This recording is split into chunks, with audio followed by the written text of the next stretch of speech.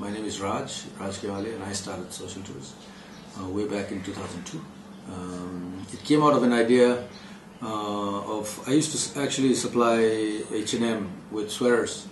That's what I used to work in, a pretty big factory that we wanted to take down the CSR lane, putting in social responsibility aspects. It went for about 5 years, but with the Maoist problems in Nepal, then there was a little bit of extortion of money, so we decided to close that.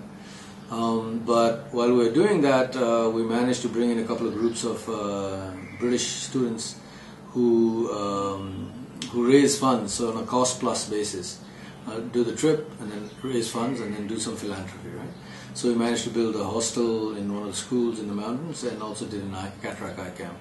And that is where the concept of social tourism sort of crept in. You know, I mean, in today's day and age, people think that social tourism is all about social media. But we're pretty good in social media, but that's not the case, right? This came out of social work and tourism coming together into social tourism. So I designed this company using CSR, benchmarks and modules, and started off with a responsible tourism policy and stuff like that. There is essentially another concept that comes in within our values, saying that money is not the only goal, which is sort of greed control. Let's put it that way. So obviously, if you don't have greed, you cannot have a company, but it's a bit of a control of greed. Yeah. In Nepal, I think, apart from developmental organizations pouring money into rural areas, I think for real services, tourism is probably the only industry which pays rural people. Yeah, so it actually puts money into their hands. No? So if you look at the areas that have developed out of tourism, the amount of money that has gone into their hands is quite considerable. Yeah. So the model for Nepal as a whole is a very, very strong one. From the social side of it. I think the important aspect here is that in Nepal, obviously it is going like anywhere else in the world. But it's also now, again, coming back because people have started thinking that maybe being responsible makes more sense. There's also a market for it, and there's a demand from the clients as well to be responsible, even if they don't know exactly what that means, but there's a demand for it. So people are, in the industry start thinking about being responsible.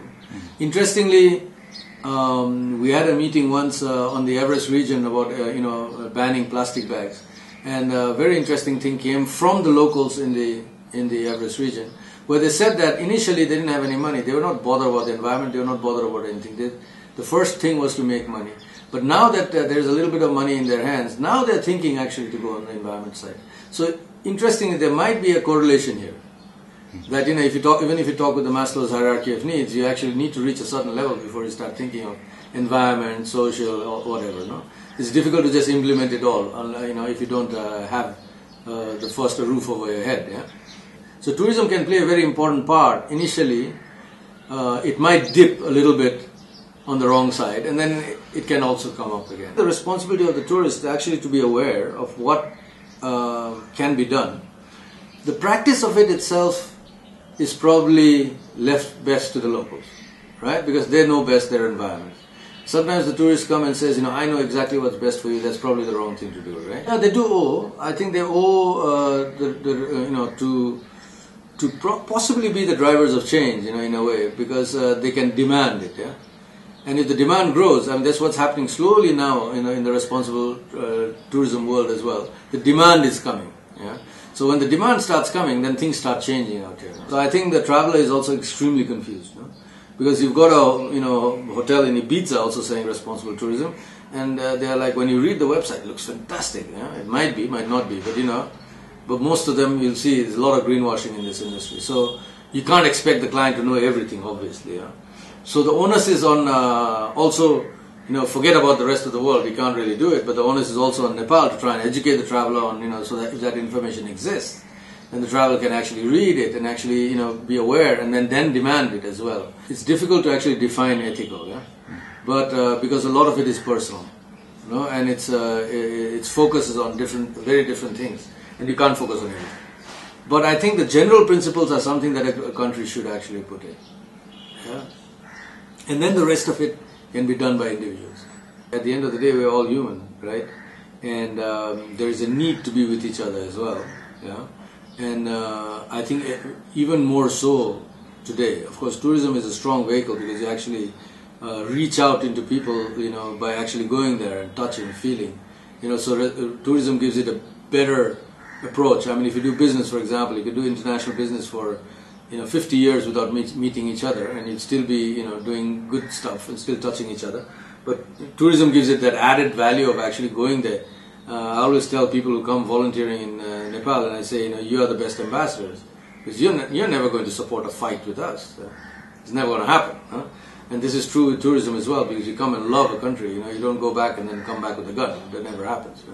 So that is the advantage of tourism. But yes, I think overall we are all touching each other, so there's a responsibility towards each other. I think we just owe each other respect. I think that is the biggest thing, which is, I think, again, the biggest thing that's lacking in this country. It's just about respect, actually. I think, at the end of the day, just to be, and what do you respect is the thing. Yeah? The respect, just as a human being, that's one respect. Respect of intellect of different people, expertise of different people. I think this is something that a lot of times we lack, because generally, as selfish creatures, we think that we are on top of the whole chain. Yeah? We always think that individually we are the ones who are top and the rest are all below.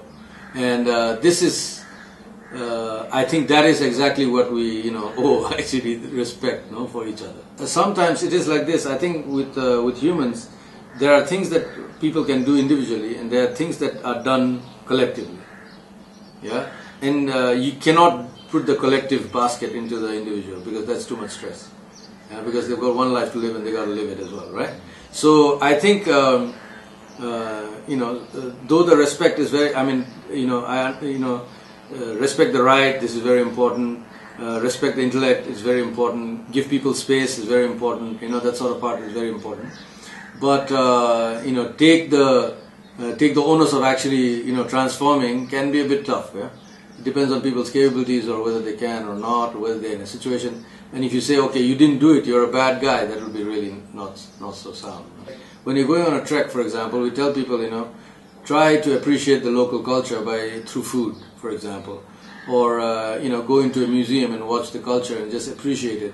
Because people feel appreciated, it's a respect thing, right? Because you feel like you've respected the individual. But you can only do it so much. Even the local food, you can only eat so much.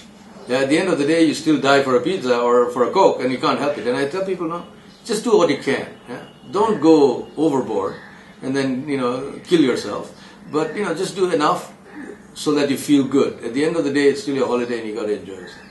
This is also very important. But be aware of your choices. Huh? And I think that is the other thing that maybe people can do as a responsibility thing, is to actually take an effort to find out their choices.